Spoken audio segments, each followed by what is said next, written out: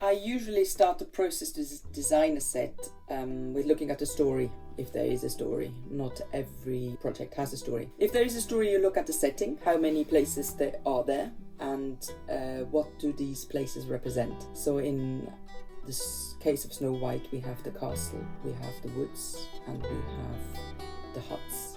So the castle is quite clearly a place of wealth, but probably a lot of loneliness. Isolation. The woods is something frightening, is a place where you probably feel a bit lost. And the hut must be something where you feel really warm and welcomed. So I chose for the hut, we chose with the director. Usually you have meetings with the director and you discuss your ideas. So we went for the hut as something really, really warm and welcoming with a lot of colours, and then you look as well what sort of materials can help you with projecting that to an audience when you look at it. So we went with a lot of wool, everything knitted, everything crocheted. So really almost overbearing, but so that you feel like you just want to snuggle in. And there, in contrast to that, we have the castle, which is very austere, where there's only a few bits as an indication of the grandness of it and what the luxury might be in there, but yet absolutely lack of anything that gives you any warmth. So those are the starting points, really. And then you see what is actually essential for representing these places, because they're small theatres. Some of them are small theatres, others are bigger theatres, but nonetheless it is something that you have to be flexible with, because the type of theatre NIE is making is not something that you then have a blackout and somebody comes and changes the set and then you're somewhere completely different. It is something that happens in front of your eyes. So it has to be flexible elements in that sense, where you only give indications of where you are now. And hopefully you can also help with the lighting a lot, so that you can see changes of moods helped by lighting rather than needing to rebuild a whole different area.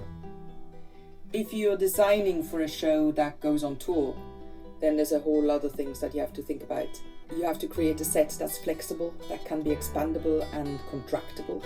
So I often design elements that then can literally shift further apart or come closer together, depending how it fits in the space.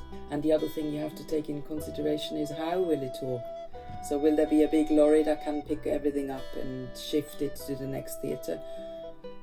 Do you have a crew that can change these things and build and take it back together? Or will it be the actors that have to just slot it back together? Will it tour simply in the back of a boot? The biggest challenge to have a set that is designed for the round, going now to an end on, which is what happened with Snow White. It was designed for the round and then was meant to transfer to end on stages, is that in the round you have to design something that is very see-through, that, as I said, a few elements only, nothing obscures any vision to anyone sitting in the audience. And then you have an end-on stage suddenly, where you suddenly lack a certain height. You want to create and add something that gives height and depth to the place. So that's what I had to do. Think of just adding a few things that give you a bit of extra height, to have something between the audience, the set and the stage, and the back wall, essentially. What excites me most about designing for a show? I guess the advantage I have is that I'm also a performer, so I kind of like to think of it as creating a playground for the actors.